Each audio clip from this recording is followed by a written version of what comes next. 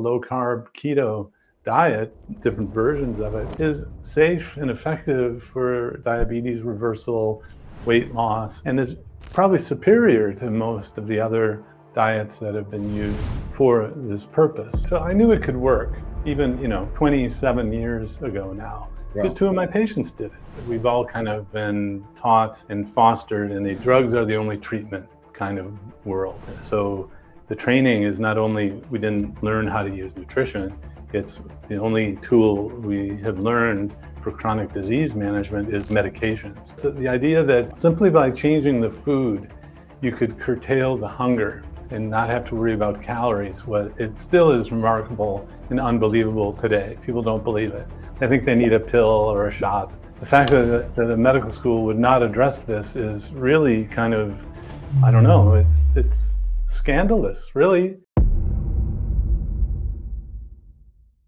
What a great opportunity today to listen to one of my influencers over the years by listening and reading about Dr. Westman, and prior to that, Dr. Atkins. And today, we're going to listen to Dr. Eric Westman, who's a trailblazer in the field of therapeutic nutrition. A practicing physician, researcher, and educator, Dr. Westman has spent over 20 years helping patients reverse chronic disease through low-carb and ketogenic lifestyles. He's the co-founder of Adapt Your Life Academy, where he's made keto simple, sustainable, and science-based.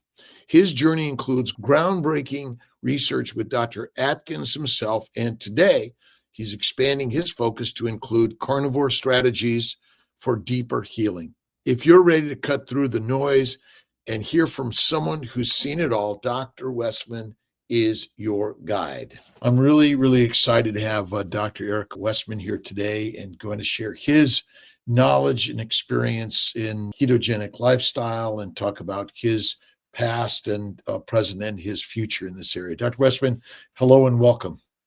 Thank you. Thanks for having me.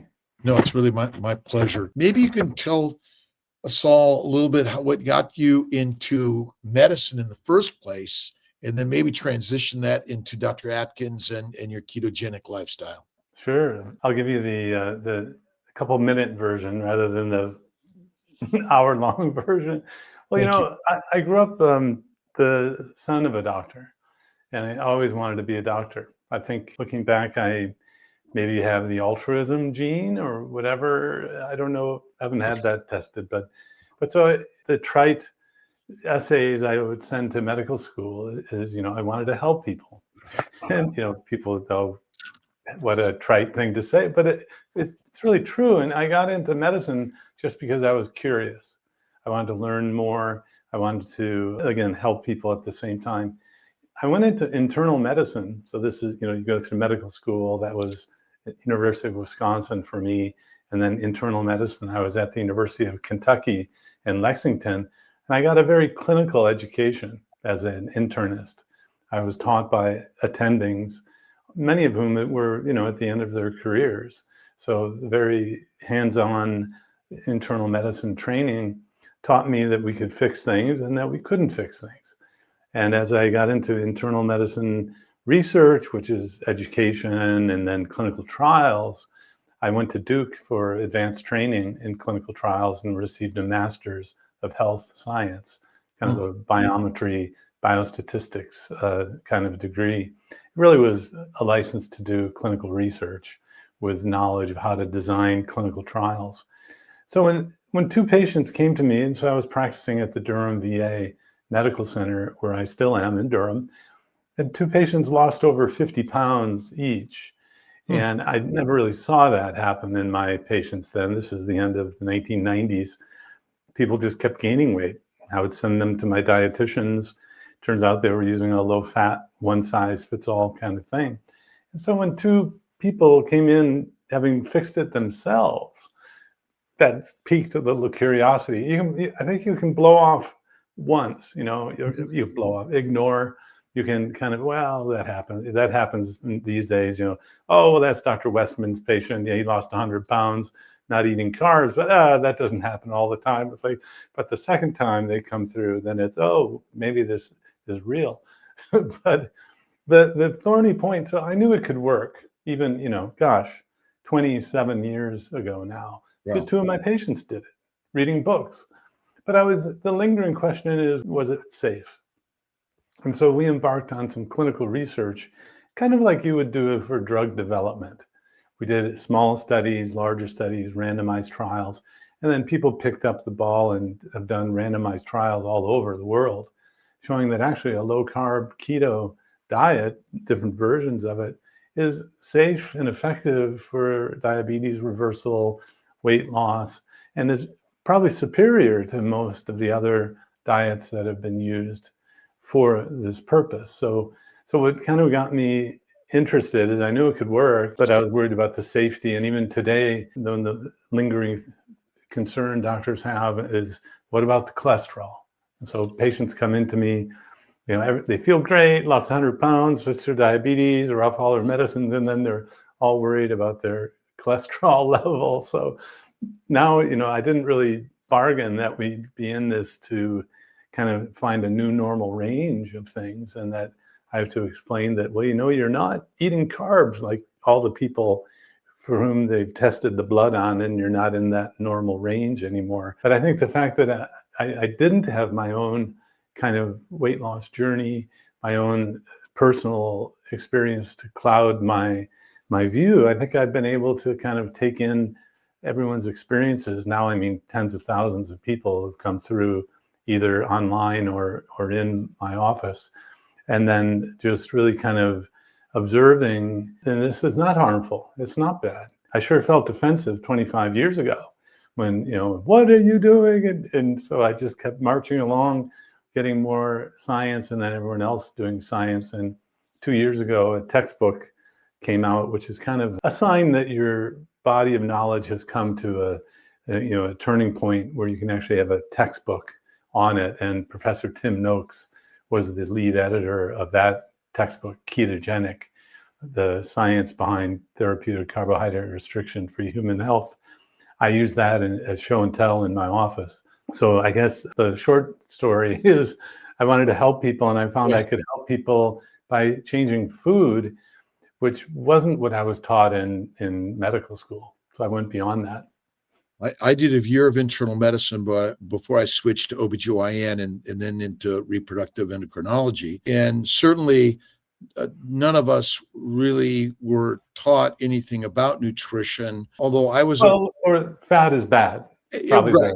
The simple answer is fat. Right. That is bad. Stay away from it. And maybe you can delve into a little bit. What did Dr. Atkins see and find that you found, maybe firstly, like this doesn't make sense, and then finally, like there's something here, and how do we share it with more people? Yeah, well, geez, there are at least 10 things that are different than, I think the first, kind of getting into nutrition and weight loss through this door, if you will, through low carb keto and learning from Dr. Atkins.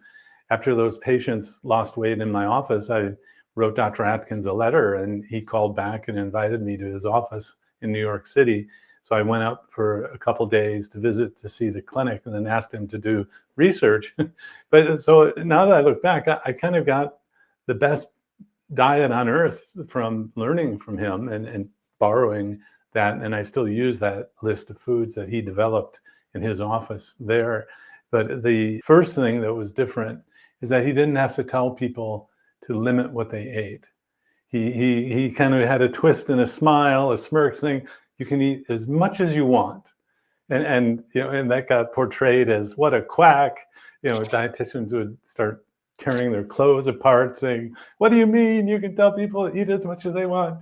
But what he knew is that people would automatically eat less and want less. But it's like, unless you had been to his office or seen it happen, it sounded so far afield. So I wasn't ready for that kind of rebuttal. It was, well, I put people on this diet. I learned it from this other doctor, and here's what happens. And no, it can't work.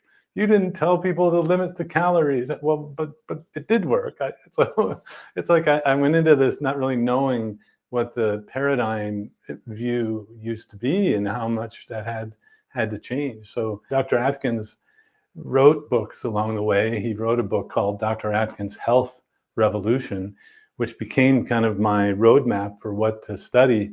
Because sadly, he passed away right as we were doing our second study. But I got to work with the nurse that worked with him, Jackie Eberstein, for the next 10 years. But he wrote in his book, Dr. Atkins' Health Revolution, that not only did he reverse obesity, it was also diabetes, it was heart failure, it was GERD, heartburn, it was polycystic ovary syndrome, and it was all of these different things. Of course, nobody believed it. So we did pilot studies and did these different areas. 2 women in our first PCOS study got pregnant over the 6 months, and they had trouble conceiving. So this kind of makes sense that I'm speaking to a reproductive GYN specialist. But so the idea that simply by changing the food, you could curtail the hunger and not have to worry about calories, it still is remarkable and unbelievable today. People don't believe it. They think they need a pill or a shot or something, or a surgery to have that experience, but it takes away the food noise, hunger goes away. And as Gary Taubes has kind of hammered through the years, it's because the diet works differently. You start burning fat and you eat less. Yeah. It's not that you're eating less and then you're burning fat. This is that directionality that for those of you who are researchers, you've seen him talk about it, but suffice it to say, if this isn't the first time you've heard it, the diet just works differently because you start burning fat and then you eat less. Kind of like a teenager is not growing because they're eating more. They're eating more because they're growing. It's out of control. They're voraciously hungry because of the growth hormone. And so in the obesity world, it's insulin, it being the hormone that drives you to keep eating. But probably the more popular misconception and misunderstanding is that you could eat all the fat that you wanted. Certainly 25 years ago, it was taboo even to talk about high fat diets and to even study them. So I would say the fundamental, you can eat as much as you want, and then you can even eat fat, probably the 2 main things that put him out into the world of quackery. Right now, I kind of lament that keto and carnivore, we're kind of in this little corner of the internet called quackery. When Yes. no, it has as much science as drugs. Why do you think we seem to be losing the battle of so many chronic diseases, and certainly obesity? Because you've been here for 30 years nearly, and as much as you've been the forefront of this, why is it we're not making the progress you and I think we should be making? Well, books have been written on this, right? I mean, so to kind of boil it down, if you go to a doctor today, one of my patients said, oh yeah, of course, he was an MD, a doctor of medication. I thought for a moment, no, it's medical. Oh, so basically internal medicine and probably OBGYN, we've all kind of been taught and fostered, and drugs are the only treatment kind of world. So the training is not only, we didn't learn how to use nutrition, it's the only tool we have learned for chronic disease management is medications. And you're not going to reverse diabetes by giving more insulin. You want to lower the insulin level in type 2. So I would say the first thing is the medical mainstream is focusing on drugs so much that it's necessarily going to be reactive, and they just don't understand food. I mean, the second thing is the misunderstanding or underestimation of how much food matters. I think we've come through an era, I was born in 1960. We weren't really taught to eat food. It was fake food. So the industry and the dietitians, the doctors kind of passively allowing us to eat crap, garbage. I mean, what do you want to call it? Garbage, junk foods. And today it's called ultra processed foods. It's like the name has to keep changing so that, oh, well, it's not that. It's things that aren't really food that are creating those chronic diseases. And carbs is at the top of the list, or carbs are at the top of the list because the sugar raises the blood sugar, raises the insulin, and insulin has so many downstream effects. That's why we focus on carbohydrate as being the most important element in the food to restrict. The difficulty is, how do we get the message for standard medicine? Because I think they want the same thing, is health and wellness for all of us. But I find many doctors the diet doesn't matter, a Mediterranean diet. But how can we sort of reframe the story in a way to our colleagues that it does? And what are some things we can do, do you think, as just another, human being individual that needs to help their doctors learn more?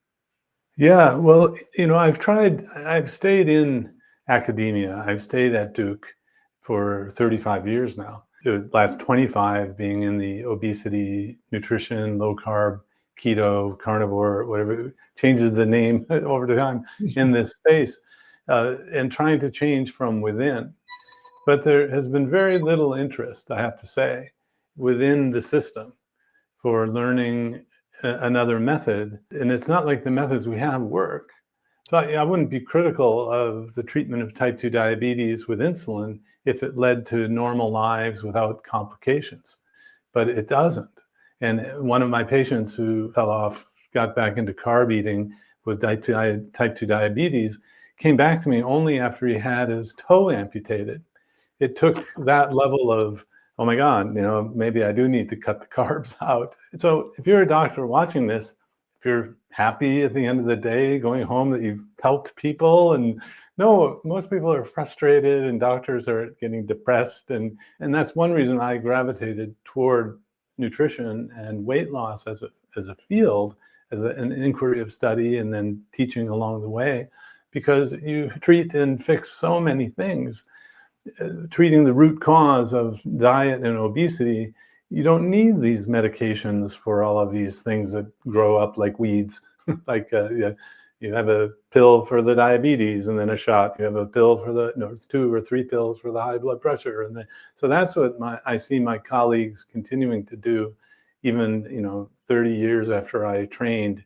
But I found that diet is much more powerful. And yet I think my colleagues are kind of in a defeatist attitude of, well, my patients, they never do that, or they don't want to change. But the way to get someone to change quickly is, did you know you could have all the bacon you want and lose weight and reverse your diabetes? They're like, what? Did you know you don't have to exercise to lose weight and reverse your, what? I mean, so when you start talking about how simple it can be, you'll turn heads, but those are the patients. So the doctors, I don't know, I tried personally to create a company that would have doctors learn this in their office. This was 10 years ago. Didn't work. Doctors weren't ready to learn a method in their own practices. But some doctors have created their own practice without trying to convince other doctors, and that has worked fairly well. But still, I think the medication focus is going to be, well, it's always going to be that way for a subset of doctors. We can create new organizations. I am past president of the Obesity Medicine Association. It used to be a bariatric term in there, and we changed the name to Obesity Medicine Association. But now the drugs have kind of taken over that field, probably to the benefit of a lot of people. Then I helped start an organization called the Society of Metabolic Health Practitioners, SMHP, where we actually train non-physicians, because you don't. It's like this is a disaster. We need relief workers. We don't need to train surgeons to go in to tell people to not eat carbs. And of course we need doctors to help people get off the medicine safely. But I finally realized that being an MD, DO, advanced practitioner is you're kind of overtrained to be able to teach someone who is not on medications. You don't need that knowledge base there. So, I've never been asked to go speak at the American College of Physicians. I've never been asked to speak at the American College of Cardiology. I have been asked to speak through the years at a interventional pain practitioner, ASIP meeting. So they kind of knew that, in fact, 10 people came up after I gave a plenary keynote on low carb for these pain specialists. Most are surgeons, and they came up and told me, we're using keto to get people off the opioids. And I said, well, I didn't know. I didn't know that, people will come in and tell me their joint pains are better and things.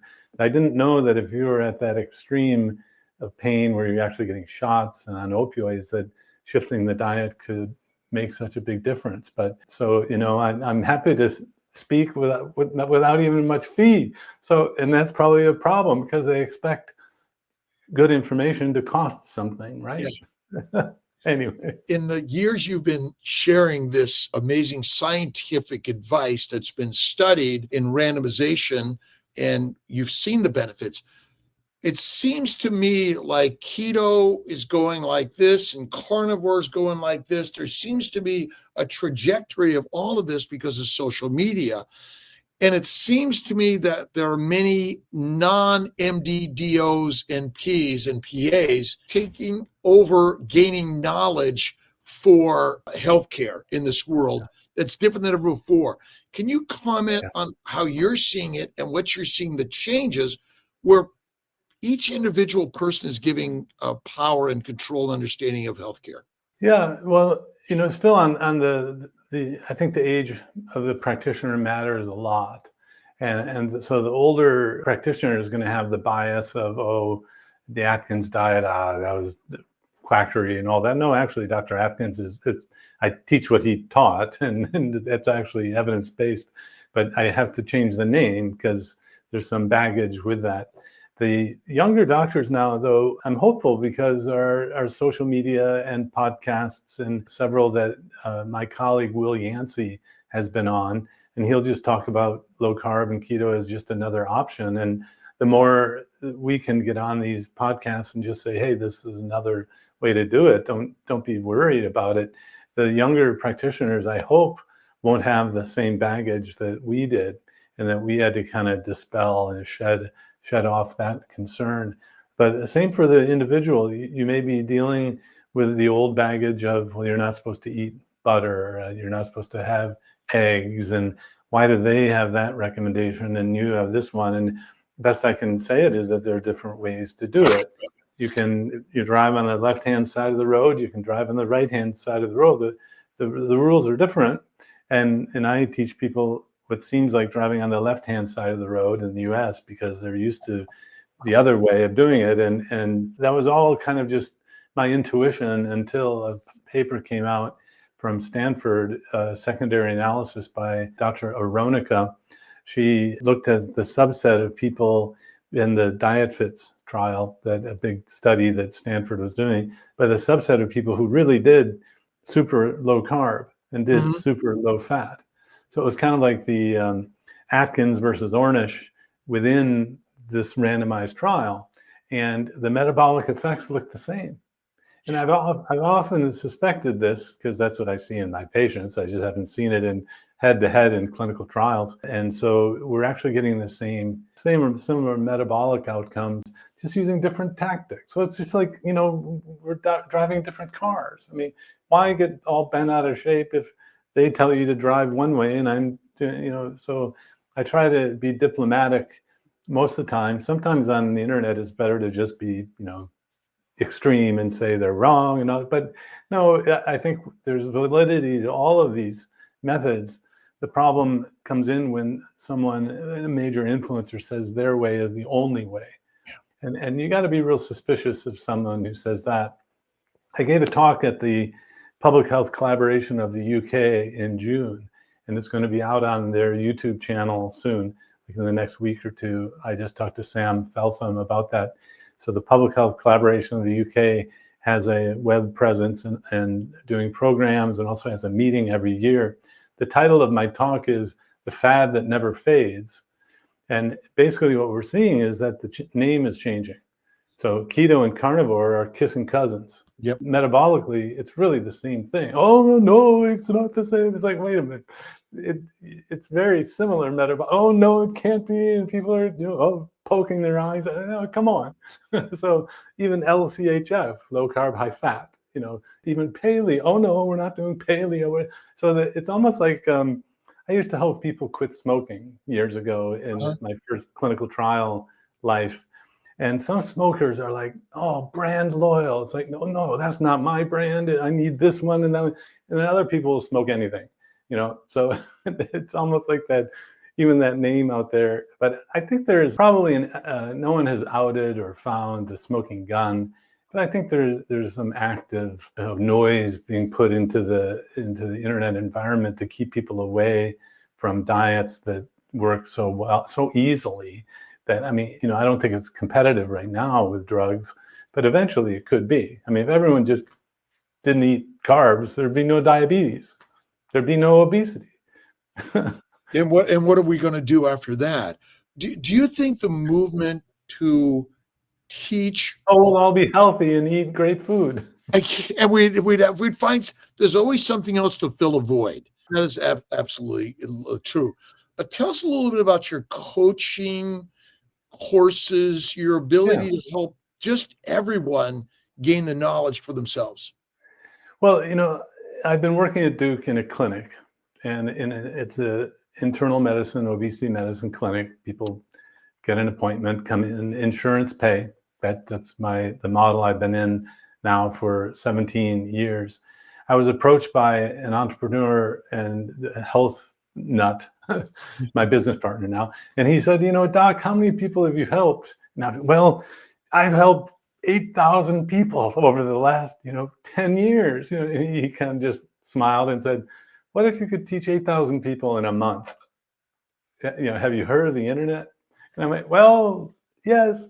So our company started as a bar manufacturing company that didn't really get through the pandemic. It's a tough thing. I have great respect for individuals who can keep something going as a company of consumables, but we turned and pivoted into a teaching company.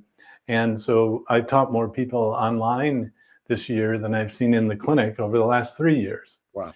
So the scalability of online teaching is, of course, enormous. And so we created content starting with Keto Made Simple, which is our flagship program that I teach in the office at Duke. So it's really the similar information, and you get videos and you get Facebook presence to get started, like real-time support that helps a lot of people over that initial hurdle. And then I thought, well, maybe I should ask other doctors and people to write courses for our company. Adapt Your Life Academy is the company name. And so I got Dr. Eads, who are the giants in the protein world, had their own book, The Protein Power, and got them to write a course on protein and have other kind of snapshots of things to do, cancer, metabolism. So it's like we were responding to what our clients, our customers, our patients wanted. And so Adapt Your Life Academy this fall is actually pivoted, and we gave our first Carnivore course. And it was a great success. Of course, Carnivore, again, is a kissing cousin of Keto, which is very close to the language today, Ketovore, or, basically I teach a flexible approach that if you want to do Carnivore, great. If you want to add a little veg here and there, fine. It's not, I try to teach the science, not the cult of it. But I'm sure you've seen people will come in and say, well, you can't have coffee.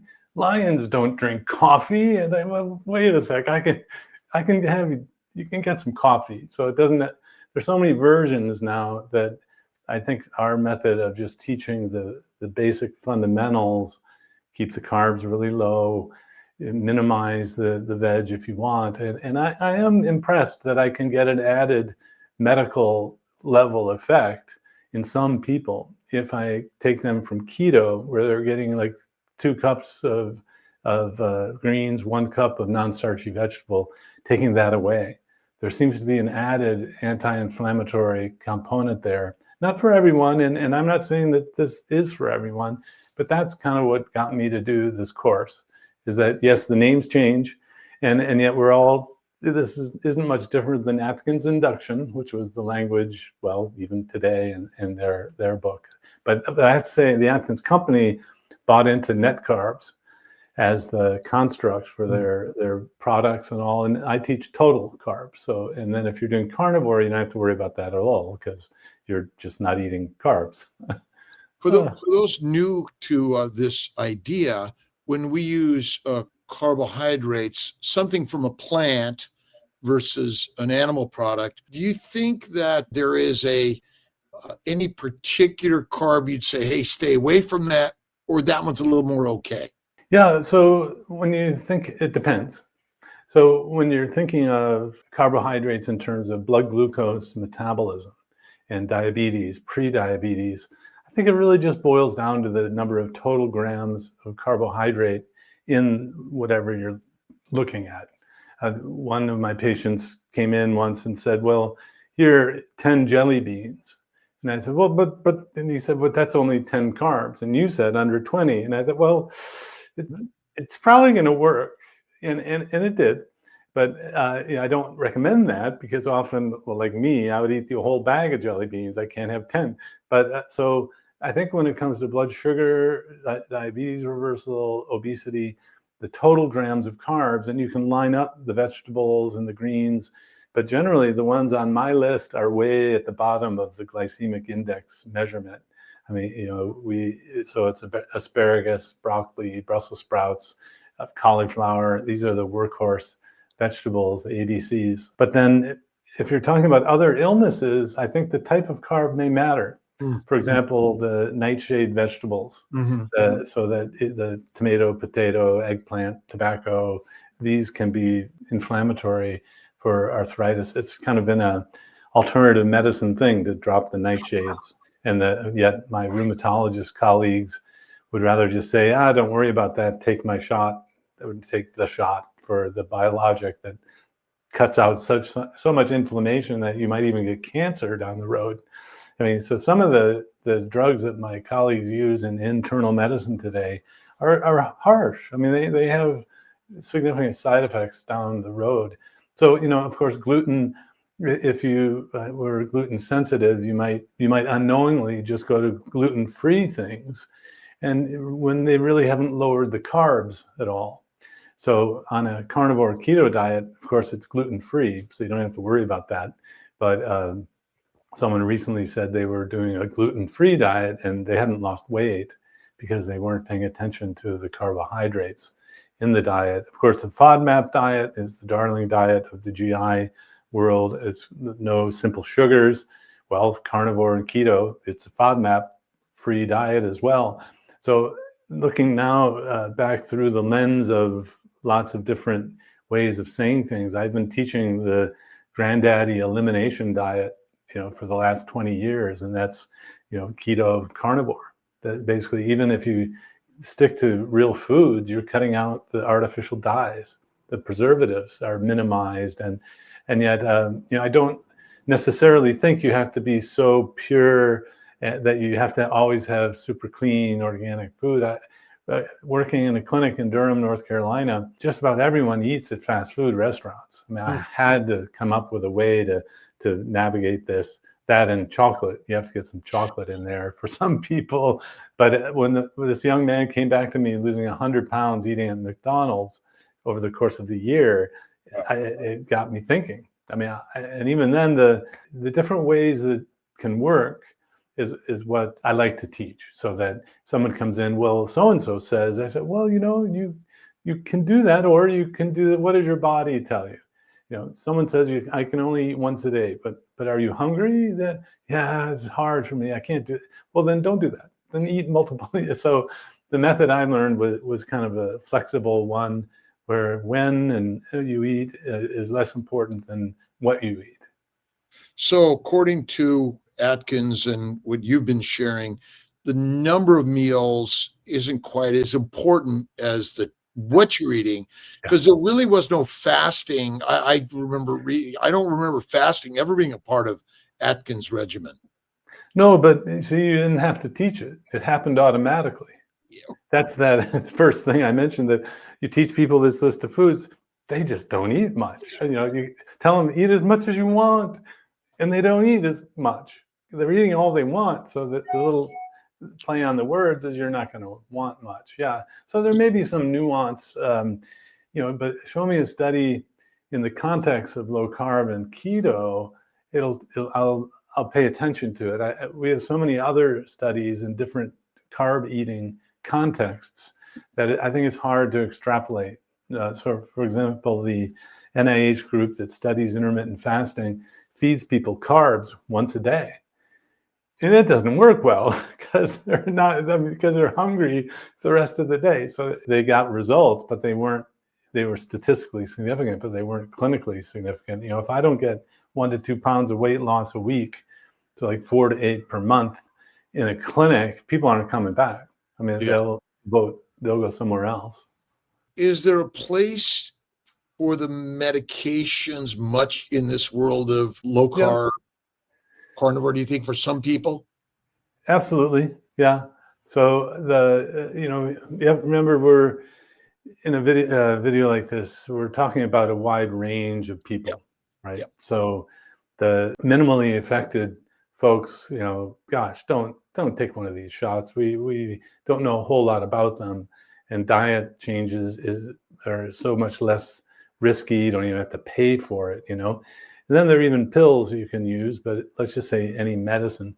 When you get to a certain weight or BMI or number of years you've been heavy, it's really hard to change those habits, those behaviors, those addictions that are going on. It's possible. I mean, I've helped people lose 200, 300 pounds just by changing the food.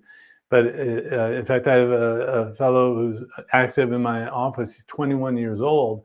I mean, he's down 80 pounds since January. So he's getting surgery, and it's September. So he's getting surgical level weight loss, partly because of his youth, I think. But the medicines I find have been particularly helpful for someone who's, again, the behavior is so entrenched. The 60-year-old postmenopausal sedentary female, for example, they're hung up on, but I have to eat, but I have to. So it could be because when they take the shot, they don't eat. I mean, so this is the reality, is that we're doing all these things so you eat less. It's not a magic. And so if I can get one-on-one with someone and kind of just break it down to you can take a pill and eat less, take a shot to eat less, or I can just help you understand that it's okay to eat less. That's the fasting or the fewer meals. But for those who, a lot of times it's just the perception as well, is that, well, the diet can't do it all. Yeah, it can. Or don't have time to change those things. Well, you do, but you don't think you do. So a lot of people will go toward the shot or the pill. And so, but the downside, a third of people get pretty significant nausea and stomach issue. But that's okay. We just give them a prescription for Zofran, which is an anti-nausea pill. So we're treating the side effect of a medicine with a medicine, but that's what my colleagues and I do occasionally. I have some colleagues who this is all they're doing now is the weight loss shots. So there are the side effects, the cost. It's an awkward time because some insurance companies don't pay. So it's $300 a month to $1,000 a month out of pocket, and it may take a month or two to ramp up in potency. So of course my bias view is in a weight loss obesity clinic, right? So I often see people who've tried many, many different things on their own. It hasn't worked. And this is the weight loss shots, the GLP-1s that are the first generation, the GLP-1 GIP agonists of the second generation are very helpful in these situations. That when people have tried everything, even they've tried keto and they're stuck, it's usually this mentality of, well, I have to eat, right? And then suddenly you take the shot and you don't eat, and then it's fine that I don't eat. I don't quite understand that. Or even, the dietitians give me a hard time sometimes by telling people it's okay to eat less and go under 1,000 calories a day, 800, because I'm a doctor. I monitor people. Don't give me a hard time. But they don't give weight loss surgeons a hard time because I don't know why. Because, well, people don't eat anything after the operation. So it's interesting how we're all trying to get people to eat less, and in the context of someone who's not exercising at all, this is really the method that you're using, which is the calorie and carb restriction. So I guess that's my long-winded answer to say, yeah, I've prescribed these shots and they can be helpful, but we don't know the downside. We don't know the long-term issues. But They have come through the vetting through FDA, which is a process, and drugs that are really toxic get weeded out, but still some linger, and it's only decades later you find out that they've been causing something bad all along. So there's a bit of an unknown there.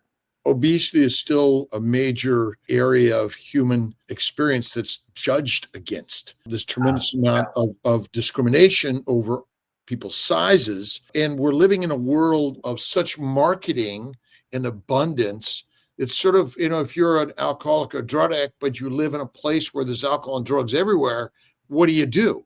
And so we're in a world of so much food, and it's, everywhere. It's such a difficult thing. I think we have to acknowledge that in this world. And so between dietary, nutritional changes, habits, drugs, and dissections, they're all part of the things that we've provided. And I guess we have to get each person where they're at. But would you say that in the years, the simplicity of the keto carnivore lifestyle certainly can help many, many more people than we've ever imagined?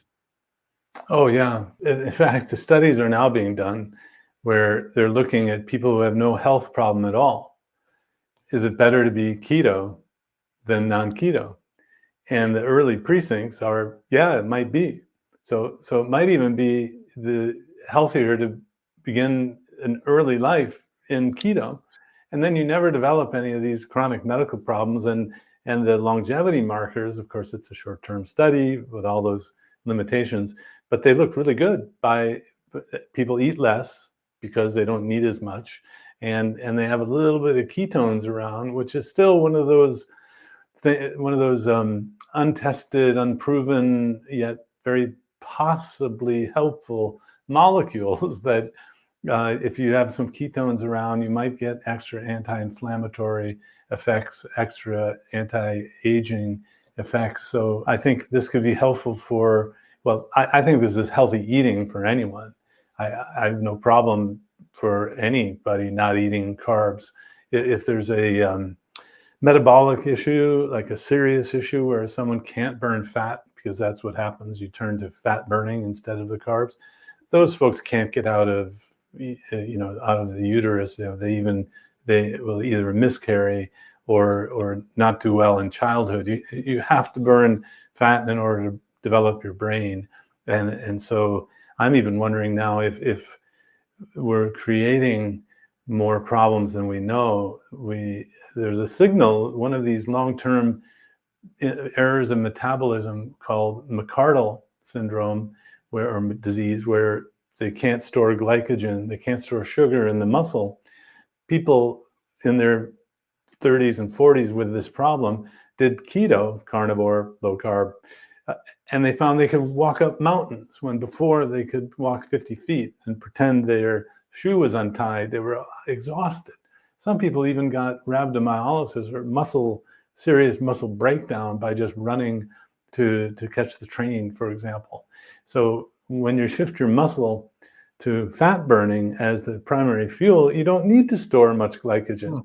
And so the grassroots people trying this, they were all at one meeting together, and we found just by chance these 4 people, but they are changing the paradigm for the funded long-term researchers in this area. They never considered that this would be an alternate medicine, changing the diet. The psychiatric world, mental health world, is getting a shaking at the roots because a young man, just happened, luckily, was the young man of a very rich man, couple, and they're philanthropic. They created Metabolic Mind and are funding all this research now on mental health. But we've known that this can reverse type 2 diabetes for 20 years, and yet that's getting more attention. And I'm kind of feeling, hey, wait a minute, you got to talk about diabetes and obesity still. But the hype in the world goes where the funding is, right? We're all kind of vying for that. But yeah, so many people could benefit from this, and yet that's not to say it's the best way to do things. I don't know that, but it's kind of looking like it might be. A couple of quick questions. Adding exogenous ketones. Again, very interesting, because the companies who are providing these aren't doing research on it.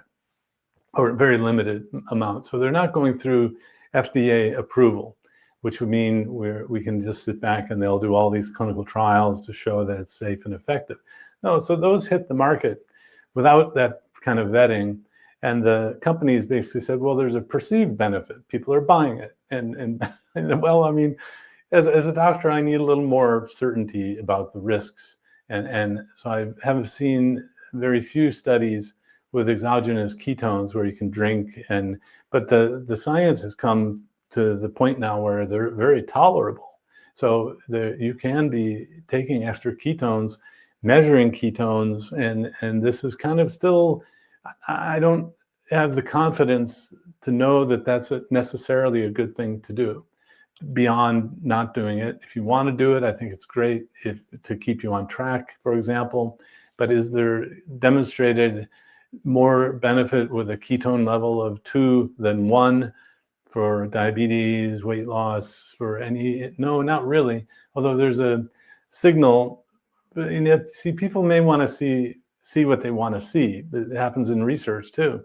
So that there's a signal that a higher ketone level might benefit someone with mental health problems or cancer. But again, it's not ready for me to sign off on. But that's kind of my position in this space. I'm one foot in academia still, where I need some level of evidence beyond just hearsay. And yet I'm very aware that a lot of people are having exogenous ketones and it seems to be okay. But there's always that people making money from it that can cloud the side effects, kind of what's happening with the GLP-1 shots. All the money being made kind of just, well, so a few people get gastroparesis for the rest of their life. Well, no, I don't want that for my patients. What's your thoughts on either continuous or frequent glucose or ketone monitoring? Do you think that's something helpful for people? Definitely helpful, right? So that if you can know what your blood glucose is, let's say you're even kind of toying, I don't know if I want to do low carb carnivore. I'm not sure. I'm not convinced. Get a glucose meter. You can get them online without a prescription now. They're not all that expensive. And see what happens after you eat that banana to your blood glucose. I mean, you'll never eat the same amount of banana again. So I think those are very helpful if you're curious about this. Yeah, sure, it happens to all those people, but what about me? Okay, get a meter. Ketone measuring is, again, not part of my Made Simple program because most of my patients don't want to do that. Again, I'm in a clinic in Durham, North Carolina. Insurance pay. Some people do fly in to see me for the day, but that's rare. They just kind of want things to work without doing too much effort. And someone came in recently. She works 2 jobs and can't make ends meet, let alone buy a meter. So that said, I get criticized by the owner of Keto Mojo. I know them really well. They say, Eric, Dr. Westman, you never promote our products. I said, well, no, I think they're fine, but you don't have to have them. And I think Keto Mojo is probably the best one because they've been in this space. They've given back to conferences in a way that a lot of other companies have not. But not everyone has to measure ketones and glucose, but it can be very helpful, at least getting started. Testing that you'd recommend all of us that are getting into the keto space of nutrition is something that you'd recommend either first time or on a regular basis? Yeah, so my statement that this is healthy for anyone really applies to people who are not on medications. They don't have a medical diagnosis. So that's kind of an easier way to say it. If you have a medical diagnosis or you're on medications, I worry about those medications. So let me rephrase. So if you're not on any medications, I think anyone can do this. I'll even discourage measuring things at the beginning if someone is not worried about it, because I know it's going to get better. I trained in the VA system 30 years ago, where I think it's true today still, where we have kind of a stewardship of resources. We wouldn't just check things unless we were going to do something different. But now if you come in on the kind of cocktail of medicines I typically see, you're on insulin or other diabetes medicine, you're on high blood pressure medicine, you're on arthritis medicine, you're on GI medicine for either heartburn or irritable bowel syndrome, then I will measure things, and I focus on really big picture wise the glucose and insulin axis, if you will. So the A1C, hemoglobin A1C, the blood sugar, the insulin. And I don't worry so much about the cholesterol side of things. I think that's a big distraction at first. And I discourage the measuring of cholesterol even while someone's losing weight, because it can go up as a function of weight loss, not as a risk marker for all of these things. So I think the biometrics of the waistline, the body weight, there are some clinics that measure the arms and legs and thighs, to just show that something's changing, and that's okay to do too. But some people come to me, they're in wheelchairs. They really can't even weigh themselves. It's okay. They just take a measurement around the waist, see how the clothes feel. They start falling off. So when you have a method that's as strong as this one, you don't worry about the small things that a lot of other doctors worry about. So cholesterol and lipid markers in general, your thoughts are? Well, they're going to get better. But you have to understand how to look at the lipids. If you think of the four main ones, total LDL, triglyceride HDL, the old paradigm teaches let's focus on the total cholesterol and the LDL, and doctors give medicine for that without knowing that actually lifestyle can change that too. So weight loss can change total and LDL, but they don't seem to know that. But so the new paradigm, or metabolic syndrome in terms of cardiometabolic risk, focuses on triglyceride and HDL. And almost 100%, someone on a low carb, keto, carnivore diet will see their triglyceride go down and their HDL, the good guy in that viewpoint, go up over time. I think that's just one measure among many other ones, the abdominal circumference, the blood sugar, blood pressure. If a doctor focuses on the cholesterol level to obsession and doesn't reverse the type 2 diabetes, this is a misplaced focus. So you want to focus on reversing the diabetes over a cholesterol problem.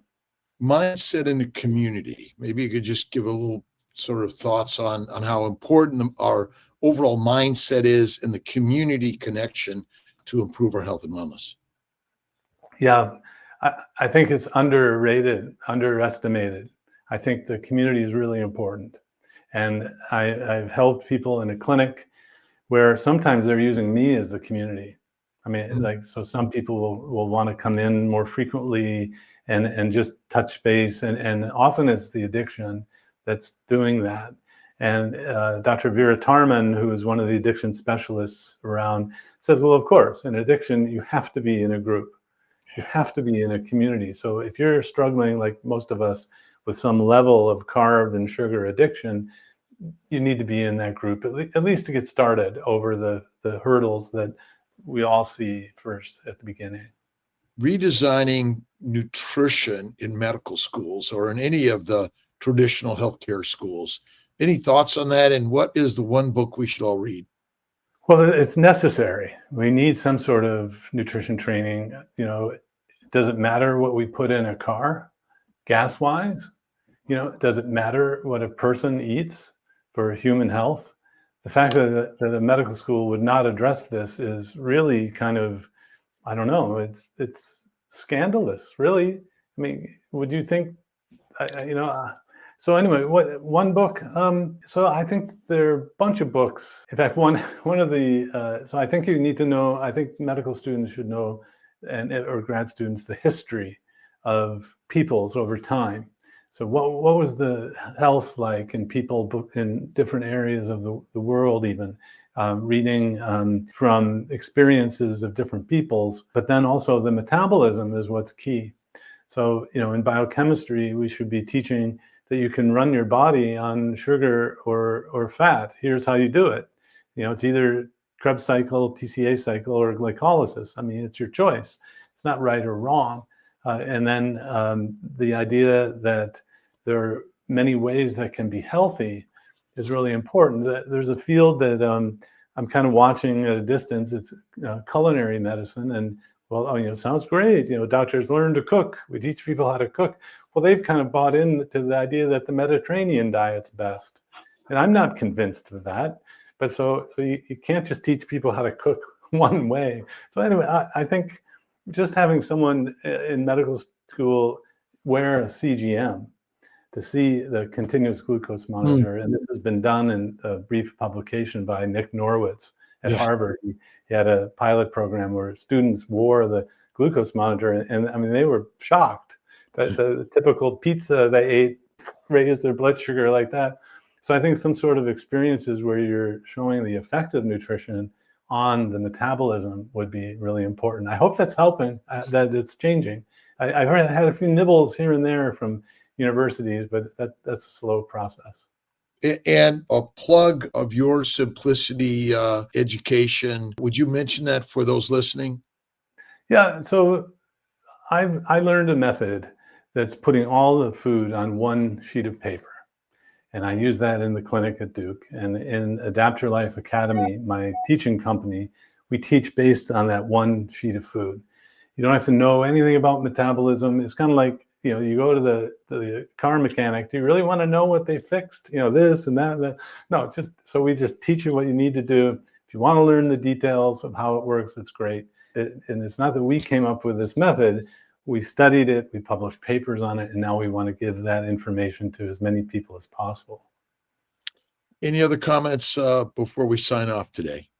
No, well, other than thank you. Thanks for your interest in teaching. And I can tell that you're gravitating toward really wanting to help people. And that's so, I guess, uncommon. No, it's great to see. I would say that the same reason you went into to help people, which is basically we're here for service to others. And I think that's what medicine is all about. And the beauty of social media is that we can provide the information to everyone. So Dr. Eric Westman, thank you so much for this time today. And we look forward to listening and learning more from you. Take care. Thank you.